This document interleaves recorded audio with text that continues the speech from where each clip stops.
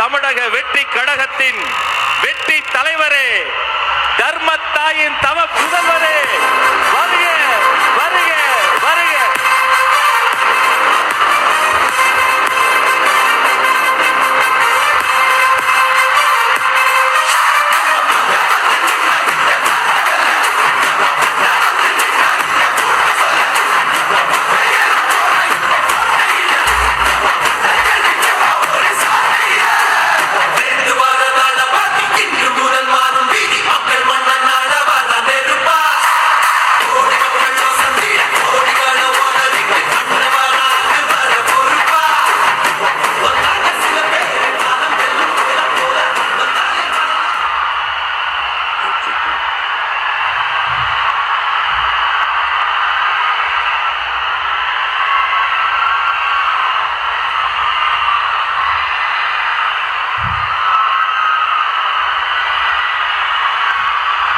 நன்றி நன்றி நன்றி.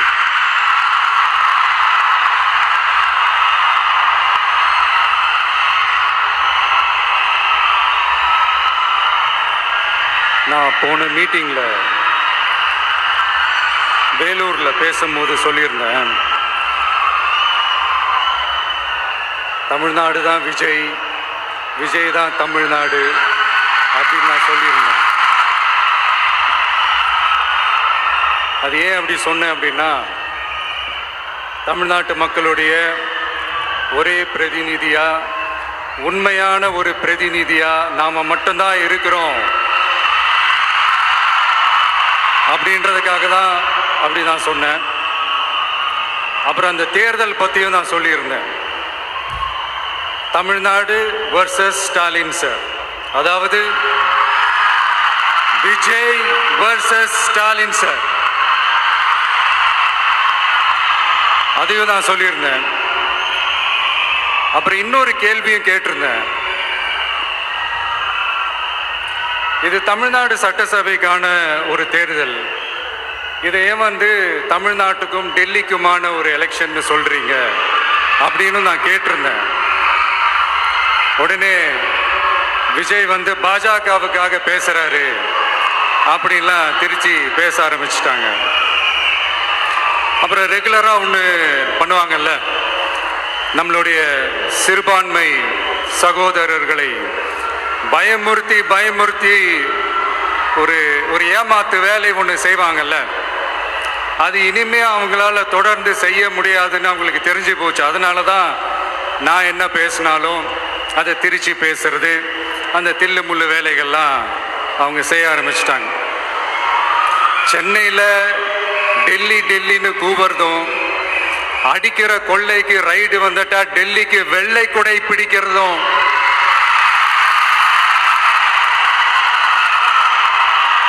இதெல்லாம் யாருன்னு உங்களுக்கே நல்லா தெரியும். தமிழ்நாட்டை காப்பாத்துறது திமுக தான், தமிழ்நாட்டை பிழைக்க வைக்கிறது திமுக தான், இதெல்லாமே பண்றது திமுக தான், ஸ்டாலின் சார் தான். இதெல்லாம் ஒர்க் அவுட்டே ஆகாது பாஸ்.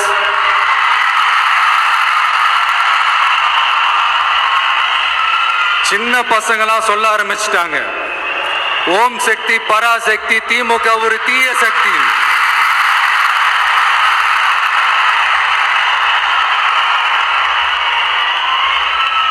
அதனால இந்த தமிழ்நாடு இன்னொன்று வேற ஒன்று சொல்றாங்க. அது என்னடான்னா, தமிழ்நாட்டு அணி டெல்லி அணியா? கிரிக்கெட்ல கூட தமிழ்நாட்டு அணியை டெல்லி அணியால தொட்டு கூட பார்க்க முடியாது.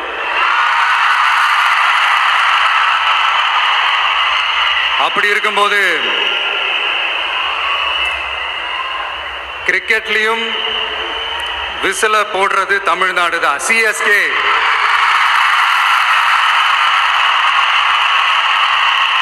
வரப்போற எலெக்ஷன்லயும் விசில போட போறது நம்ம டிவிக்கே தான். தமிழ்நாடு தான் டிவிக்கே, டிவிக்கே தான் தமிழ்நாடு. இந்த அணி அந்த அணி டெல்லி அணி இதெல்லாம் அனைத்தும் உடைஞ்சி நொறுக்கும், டிவிக்கே அடிச்சு நொறுக்கும்.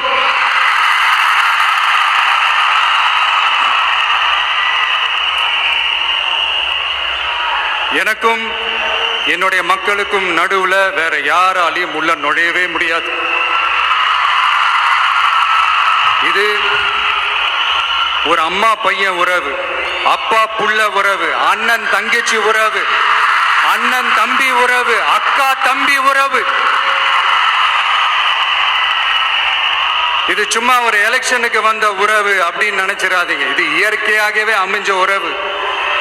இது எவ்வளவு டீப்பான உறவுன்றது நான் உணர்ந்திருக்கிறேன். அதே மாதிரி நம்ம தமிழ்நாடு மக்களும் இதை உணர்ந்து இருக்கிறாங்க. இன்னும் சிம்பிளா சொல்லணும்னா, மற்றவங்களுக்கு வேணா இது எலெக்ஷன், ஆனா எனக்கும் என்ன நேசிக்கிற மக்களுக்கும் it is an emotion.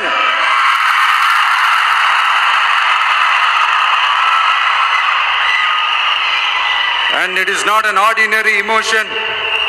It is a powerful oceanic emotion. இப்படி இருக்கும்போது வீட்டுக்கு வீடு விஜய், தமிழ்நாட்டுக்காக விஜய், வெற்றி பேரணியில் தமிழ்நாடு, இது எல்லாமே 100% இந்த எலெக்ஷன்ல அது ப்ரூவ் ஆகும்.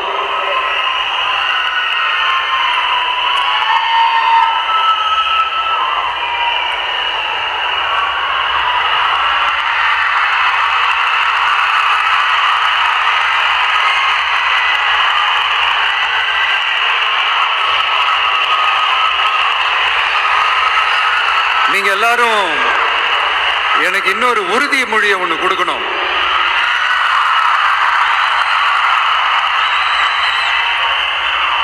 ஊழலற்ற உண்மையான சமூக நீதியை நிலைநாட்ட நம்ம ஆட்சியை அமைப்பீங்க தானே?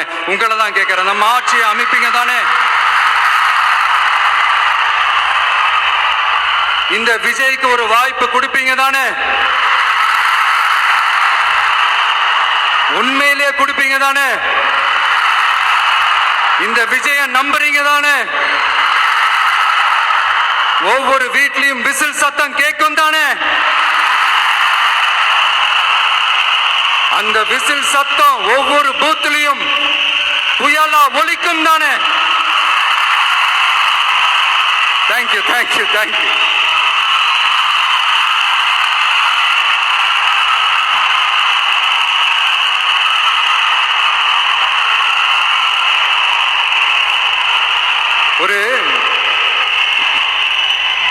ஒரு டாக்டர் இருக்காருன்னா நாம எப்போ அவரை பத்தி யோசிப்போம்? இப்போ நமக்கு ஏதாவது உடம்பு சரியில்லை அப்படின்னா அவரை யோசிப்போம், அவர் ஞாபகம் வரும். அது மாதிரி நமக்கு ஏதாவது ஒரு பிரச்சனை அப்படின்னா ஒரு வக்கீலை தேடிப்போம், அவர் ஞாபகத்துக்கு வருவார். இது மனித இயல்பு. அந்தந்த பிரச்சனை வரும்போது நம்ம அவங்கவுங்களை தேடி போவோம். ஆனால் ஆன் அ டெய்லி பேசிஸ் நம்ம சும்மா சாப்பிடும் போது கூட நம்மளை அறியாம ஒருத்தவங்களை பத்தி நினைப்போம், நம்மளை அறியாம அவங்களுக்கு நாம நன்றி சொல்லுவோம். அந்த மதிப்பிற்குரிய அந்த மனிதர்கள் வேற யாரும் இல்லை, விவசாயி, விவசாயி, விவசாயி.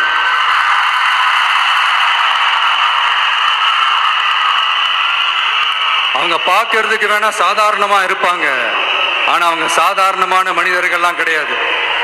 இந்த உலகத்தையும் மனிதர்களையும் படைச்சது கடவுள்னு சொல்லுவாங்க, ஆனா அந்த கடவுளுக்கே படையல் போடுற உயர்ந்த மனிதர்கள் தான் நம்ம விவசாயிகள்.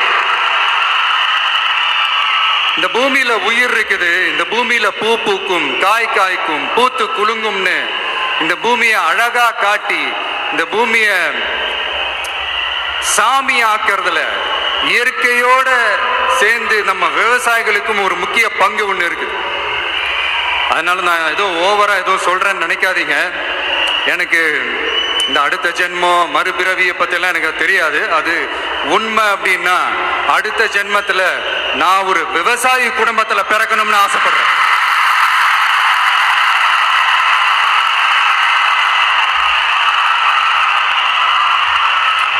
எனக்கு விவசாயத்தை பத்தி டீட்டெயில்டா தெரியாதுதான், நான் ஒத்துக்கிறேன்.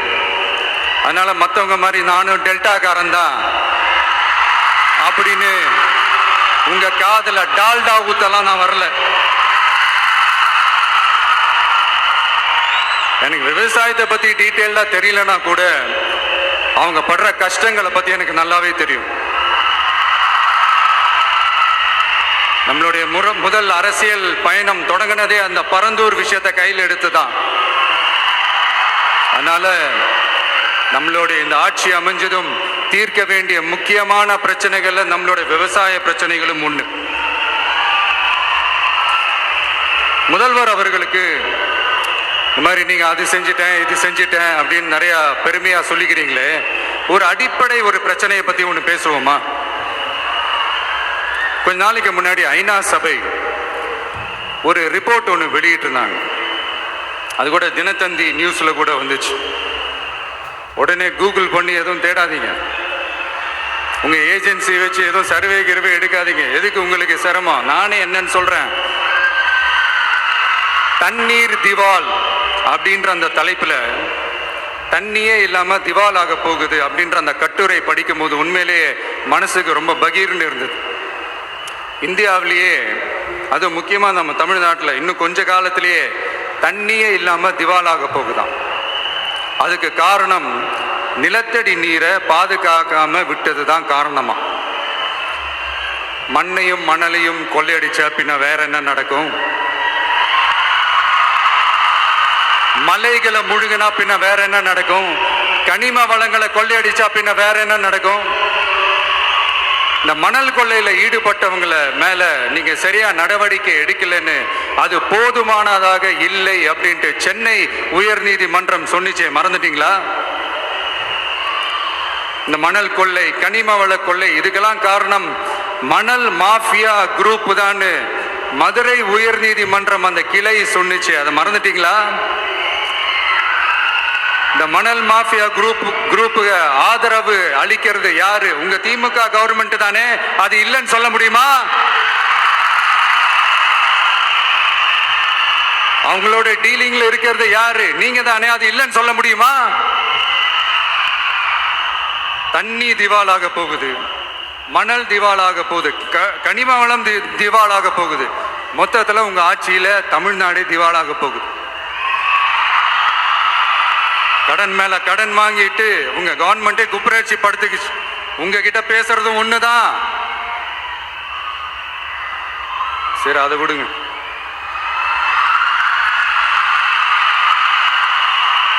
நம்ம விவசாயிகள் கஷ்டப்பட்டு விளைய வச்ச அந்த நெல் எல்லாம் மழையில நனைஞ்சி வீணா போச்சே. டெல்டாக்காரன்னு சொல்லிக்கிற நீங்க அதை ஏதாவது கவனிச்சிங்களா? அவங்களுடைய போராட்டம் எதுக்காவது கூட போய் நின்றுக்கிறீங்களா? கூண்டாஸ்ல மட்டும் போடுவீங்க. இதானே உங்களுடைய அந்த சாதனை. பரந்தூர் பிரச்சனை, உங்களோட உண்மையான நிலைப்பாடு என்ன? மேல்மா விஷயத்துல உங்களோட உண்மையான நிலைப்பாடு என்ன? தமிழகத்தில் இருக்கிற எல்லா ஆறுகளையும் இணைப்போம், இந்தியாவிலேயே நாங்க தான் அதை பத்தி ஃபர்ஸ்ட் யோசிச்சோம் அப்படின்னு பெருமையா சொல்லிக்கிற இந்த திமுக கவர்மெண்ட் அவங்களுடைய நாக் என்னன்னு சொல்லவா? இந்த மாதிரி பெரிய பெரிய திட்டங்கள்லாம் ஆட்சிக்கு வந்த உடனே செய்ய மாட்டாங்க. அந்த ஆட்சி முடிகிற டைம்ல, அந்த கடைசி 6 மாசம், அந்த 1 வருஷம், அந்த 1.5 வருஷத்துல அதுக்கான திட்டத்தை கொண்டு வருவாங்க, அதுக்கான அடிக்கலை நாட்டுவாங்க. அதுக்கப்புறம் எலெக்ஷன் வரும், தோத்துருவாங்க. கேட்டா எங்க ஆட்சி தான் முடிஞ்சிருச்சே அப்படின்னு நாடகம் ஆடுவாங்க. இல்லை, நான் தெரியாம தான் கேட்கிறேன். மக்கள் மேல உங்களுக்கு உண்மையிலே அந்த அக்கறை இருந்துச்சுன்னா ஆட்சிக்கு வந்த உடனே இந்த மாதிரி பெரிய பெரிய திட்டங்கள்லாம் ஸ்டார்ட் பண்ண வேண்டியது தானே. அதனால் ஆட்சி முடியும் போது அடிக்கல் நாட்டுறது. ஓட்டுக்காக என்னென்னலாம் பேசுவீங்க, ஆனா மக்கள் இதெல்லாம் நம்புறதுக்கு அவங்க ஏமாளிங்க நினைச்சீங்களா? மக்களே, நம்மளுடைய ஆட்சி அமைஞ்சதும் இந்த மாதிரி பெரிய பெரிய திட்டங்கள்லாம் உடனே ஸ்டார்ட் பண்ணுவோம்.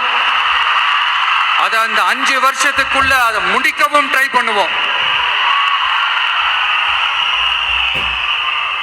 ஸோ இப்படிலாம் நம்ம பேசினா காவிரி பிரச்சனையில உன் கருத்து என்ன, முல்லை பெரியார் பிரச்சனையில உன் கருத்து என்ன, இப்படிலாம் அதெல்லாம் பத்தி உனக்கு என்ன தெரியுமா அப்படின்னு கேட்க ஆரம்பிச்சிருவாங்க. ஐயா, உலக மகா மேதைகளே, ROV, ரிமோட்லி ஆபரேட்டட் வெஹிக்கிள், அதை வச்சு தண்ணிக்குள்ளேயே போய்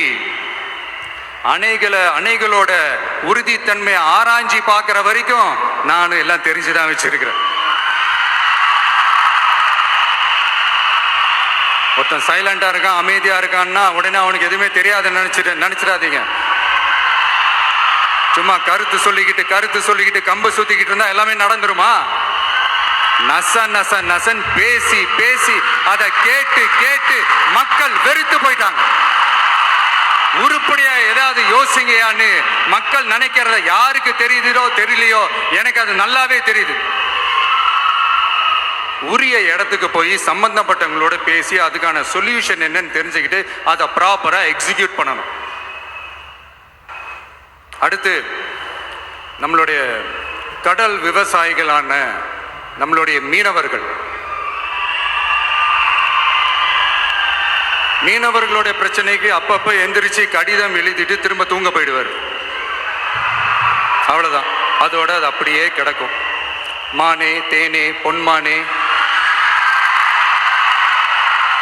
இப்படிலாம் கடிதம் எழுதுறதெல்லாம் வேலைக்கே ஆகாது. ஒன்றிய அரசுக்கு அந்த உண்மையான உணர்வு பூர்வமான அந்த அழுத்தத்தை கொடுக்கணும். நம்ம மீனவர்கள் மேல அவங்க கையே வைக்க கூடாது, கையே வைக்க விடக்கூடாது. அவங்களுக்கான அந்த பாதுகாப்பு பக்காவா இருக்கணும். அதுதான் நம்மளுடைய ஒரே அஜெண்டா. மீனவர்களே, அடுத்து நம்மளுடைய ஆட்சி தான். கவலைப்படாதீங்க, தைரியமா இருங்க, உங்களுக்கான பாதுகாப்பு பக்காவா இருக்கும். இப்படி இருக்கும்போது அடுத்ததும் நாங்க தான் அப்படின்னு சிஎம் சார் சொல்லுவாங்க. அதெல்லாம் நடக்கவே நடக்காது. 2வது முறை வந்ததெல்லாம் சரித்திரமே கிடையாது. இந்த சைனால கிரேட் வால் ஆஃப் சைனா கேள்விப்பட்டிருப்பீங்க. அதோடைய நீளத்தை விட பெரிய டாஸ்க் இது. ஆனானப்பட்ட அவங்க அப்பாவாலே முடியல.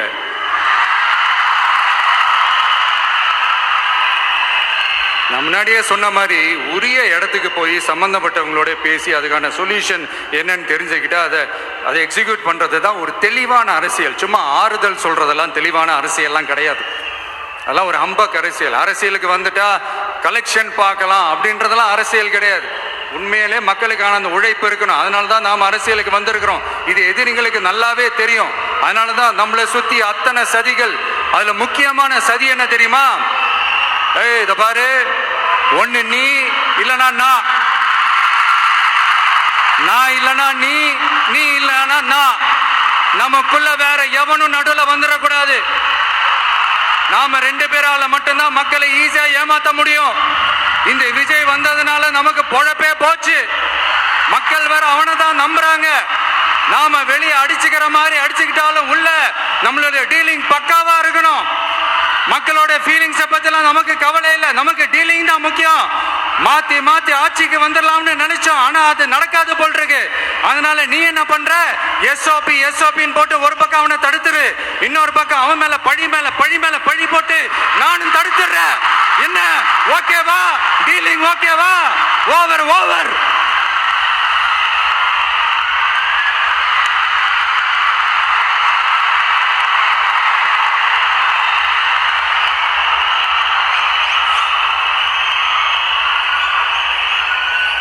இல்லைங்க, உண்மையிலேயே சிரிக்கிறதா என்ன பண்றதுன்னு எனக்கு தெரியல. உண்மையிலே இப்படிதான் இருக்கு அவங்க டீலிங்லாம்.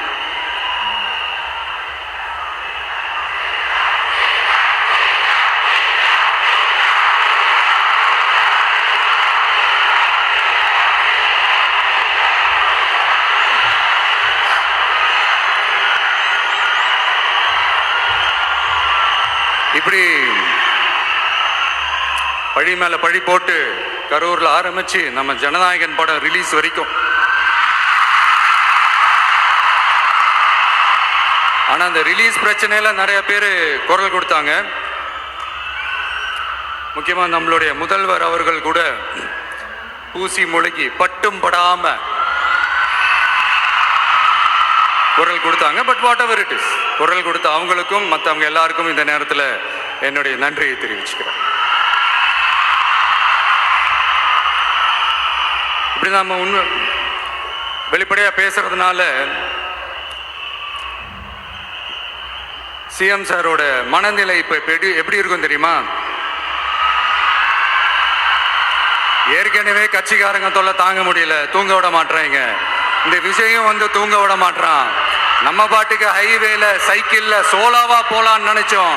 இவன் நாடானா மக்கள் சக்தியோட வந்துட்டு இருக்கான். இவன் தான் கேள்வி கேட்கிறான்னு பார்த்தா மக்களையும் கேள்வி கேட்க வைக்கிறான். 1000 ரூபாய் கொடுத்துட்டு இருந்தோம், 5000 ரூபாய் கொடுத்து ஏமாத்தலான்னு பார்த்தா அதையும் கேள்வி கேட்க வைக்கிறான். விசில் சத்தம் வேற விண்ண முட்டுது. கூட்டணி கட்சிகள் தொல்லை வேற தாங்க முடியல. இவன் பண்ற பிரச்சாரத்தையாத்து முடக்கலான்னு பார்த்தா அப்பவும் மக்கள் அவன் பின்னாடி தான் நிக்கிறாங்க. என்ன பண்றது ஏது பண்றதுன்னு தெரியாத ஒரு மனநிலையில இருப்பாரு. ஆனா சார், நீங்க இந்த விஜயம் முடக்கலாம், ஆனா ஒவ்வொரு வீட்டில் இருக்கிற ஒவ்வொரு விஜயும் ஒவ்வொரு விஜயையும் உங்களால முடக்கவே முடியாது.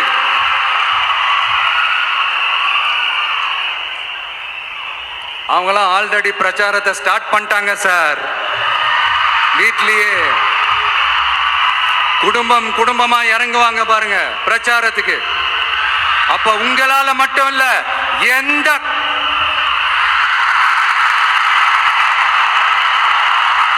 யாராலையும் தடுக்க முடியாது.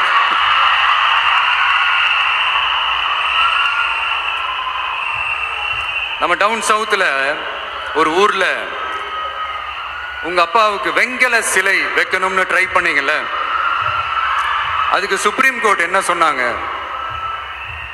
மக்களோட பணத்துல யாருக்கு புகழ் பாட பாக்குறீங்க அப்படின்னு கேட்டாங்கல்ல. அதுக்கு என்ன அர்த்தம் தெரியுமா? ஊராம் வீட்டு நெய்யில உங்க வீட்டுக்கு ஸ்வீட் செய்யாதீங்க. எப்படி? ஊராம் வீட்டு நெய்யில உங்க வீட்டுக்கு ஸ்வீட் செய்யாதீங்கன்னு அர்த்தம். மக்களோட ஒரு அடிப்படை வாழ்வாதாரத்துக்கு ஏதாவது பிரச்சனைக்குன்னு கேட்டா நிதி சுமை நிதி சுமைன்னு சொல்றீங்க. செல வைக்கிறதுக்கு மட்டும் எங்கிருந்து சார் காசு வருது?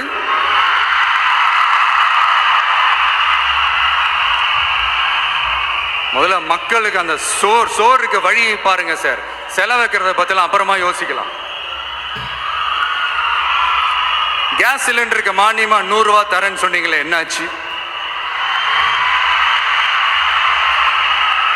கரும்புக்கு ஆதார விலையா 4000 ரூபாய் தரேன்னு சொன்னீங்களே, என்னாச்சு? ரொம்ப நாள் கல்யாணமே ஆகாம இருக்கிற பெண்களுக்கு அவங்களுடைய கல்வி தகுதிக்கு ஏற்ப அரசு வேலை கொடுப்போம்னு சொன்னீங்களே, என்னாச்சு? இதெல்லாம் வெறும் சாம்பிள் தான். இதோட ஹைலைட் ஒண்ணு இருக்கு. மாநில அரசால முடியவே முடியாதுன்னு தெரிஞ்சுக்கிட்டோம், நாங்க வந்தா நீட்டை ஒழிப்போம். ஆகா ஆகா ஆகா ஆகா, எவ்வளவு பெரிய ஒரு மோசடி இது! கேட்டா நாங்க தான் முன்மாதிரி ஆட்சின்னு சொல்லுவாங்க. மோசடி ஆட்சி. மோசமானவங்களே முக்கியமானவங்க கேள்விப்பட்டிருக்கிறீங்களா? அந்த மாதிரி மோசடி ஆட்சியிலே முக்கியமான ஆட்சி இந்த திமுக ஆட்சி. மக்களே, மக்களை நேசிக்கிற விஜய் வேணுமா?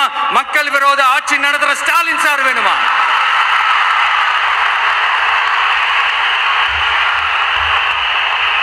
இந்த விஜய் நம்புறீங்களா, ஸ்டாலின் சார் நம்புறீங்களா?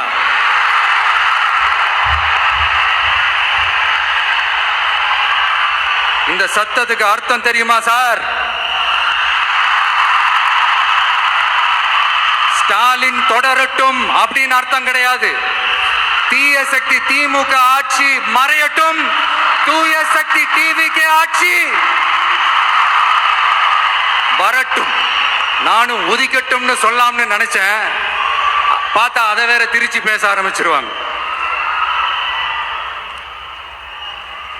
திருநெல்வேலியில, நாங்குநேரியில இப்போ ரீசெண்டா ஒரே லைன்ல சொல்லணும்னா, நம்ம நண்பர் ஒருத்தர் ட்வீட் போட்டிருந்தாரு, அதையே சொல்றேன். ஸ்டாலின் தொடரட்டும், சட்டம் ஒழுங்கு சந்தி சிரிக்கட்டும். இதுதான் அந்த பிரச்சனைக்கு ஒரே லைன்.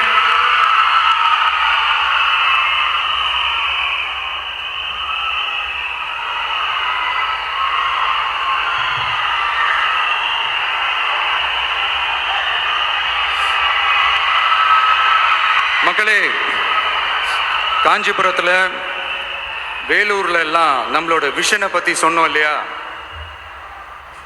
அதே மாதிரி இங்கேயும் சில விஷன்ஸை சொல்லணும். இது மற்றவங்க மாதிரி தேர்தல் வாக்குறுதின்னு சொல்லி ஏமாத்துறது கிடையாது. நம்மளை நம்புற மக்களுக்கு நம்பிக்கை தர்றது. நம்ம ஆட்சிக்கு வந்ததும் இதெல்லாம் செய்ய நடவடிக்கை எடுப்போம்னு சொல்றது. டெல்டா விவசாயிகள் சமீபத்தில் கூட உரத்தட்டுப்பாட்டை சந்திச்சிங்கல்ல, சில பேர் உரத்தை பதுக்கி வச்சு அதிக விலைக்கு விற்றதா நியூஸ்லாம் கூட வந்துச்சு. நம்ம டிவிக்கு ஆட்சி வந்ததும் உரத்தட்டுப்பாடு இல்லாம பார்த்துக்குவோம். 5 ஏக்கர் வரை நிலமுள்ள விவசாயிகள் வேளாண் கூட்டுறவு வங்கிகளில் வாங்கிய பயிர் கடன் முழுமையாக ரத்து செய்வதற்கும் 5 ஏக்கருக்கு மேல் உள்ள விவசாயிகள் வேளாண் கூட்டுறவு வங்கிகளில் வாங்கிய பயிர்க்கடன் 50% வரை ரத்து செய்வதற்கான சாத்திய கூறுகளை ஆராய்ந்து உறுதியாக நடவடிக்கை எடுப்போம். திமுக மாதிரி எல்லாருக்கும்னு சொல்லிட்டு அதுல தகுதி பிக்ஸ் பண்ணி பாகுபாடு காட்டி ஏமாற்ற மாட்டோம். எல்லாத்தையும் வெளிப்படையாக சொல்லுவோம். 2 ஏக்கர் வரை நிலமுள்ள விவசாயிகள் மற்றும் நிலமற்றவர்கள் குடும்பத்தில் யாரும் மாநில மற்றும் ஒன்றிய அரசு ஊழியராக இல்லாமல் இருக்கும் பட்சத்தில் அவர்களின் குழந்தைகளின் பொறியியல் மற்றும் மருத்துவம் உள்ளிட்ட தொழிற்கல்வி முதல் அனைத்து வகை படிப்புகளுக்குமான முழு செலவையும் அரசே ஏற்கும்.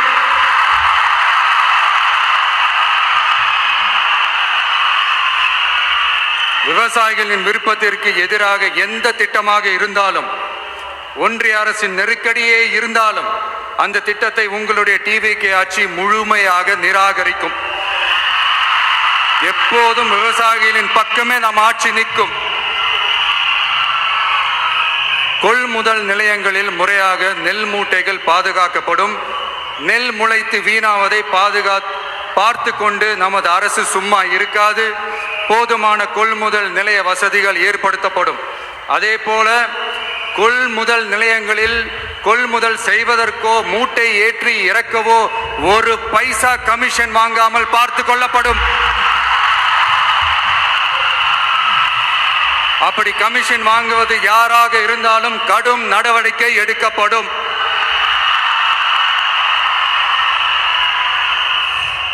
ஐநூறு ரேஷன் கார்டுகளுக்கு 1 ரேஷன் கடை என்ற வரையறை நிர்ணயிக்கப்படும்.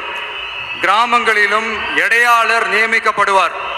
பெண் விற்பனையாளருக்கு பெண் எடையாளர், ஆண் விற்பனையாளருக்கு ஆண் எடையாளர் என்பது பின்பற்றப்படும்.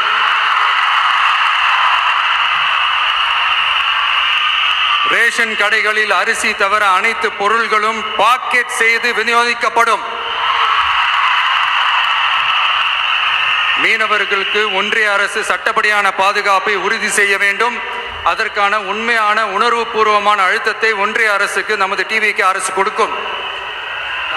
நான் மீண்டும் சொல்றேன். கல்வி, மருத்துவம், ரேஷன், குடிநீர், சாலை வசதி, பஸ் வசதி, இது மாதிரி அடிப்படை விஷயங்களுக்காக தான் நம் அரசு முதல்ல முக்கியத்துவம் கொடுக்கும். எனக்கு நம்மளோட குழந்தைகள், நம்ம பெண்கள், நம்ம இளைஞர்கள் லைஃபுக்கு முன்னுரிமை கொடுக்கணும்.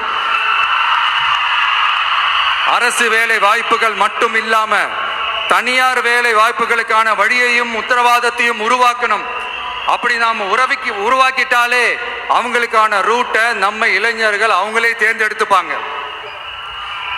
இத்தனை கோடி அத்தனை கோடி ஒப்பந்தம்னு சொல்லி விளம்பரம் மட்டும் செய்யாம உண்மையான ஒப்பந்தம் போட்டு வெள்ளை அறிக்கை வெளியிட்டு அதை செயல்படுத்தினாலே போதும், எல்லாம் தன்னாலே நடக்கும்.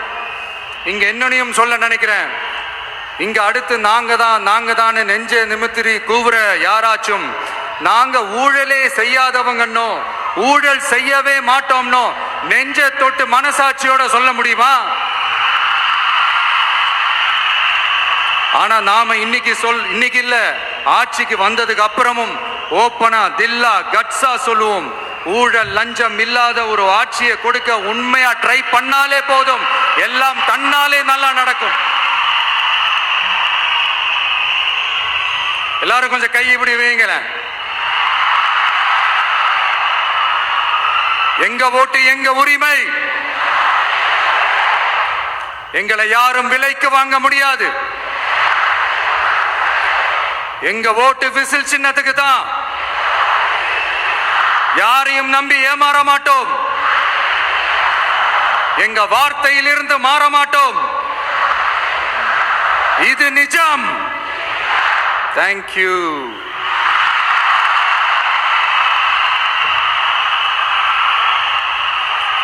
என் நெஞ்சில் குடியிருக்கும் தஞ்சை மக்களே,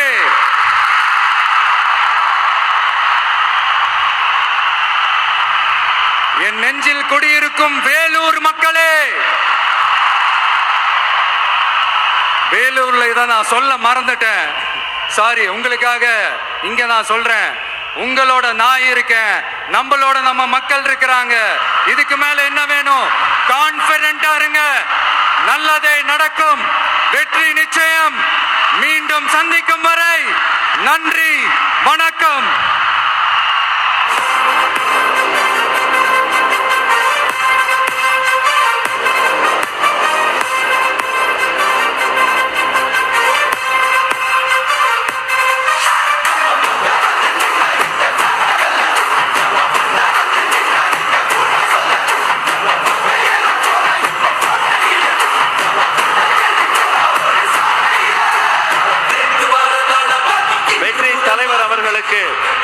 சிறப்பு பரிசு வழங்க தஞ்சாவூர் மத்திய மாவட்ட கழக செயலாளர் அண்ணன் விஜய் சரவணன் அவர்கள் வருகிறார்.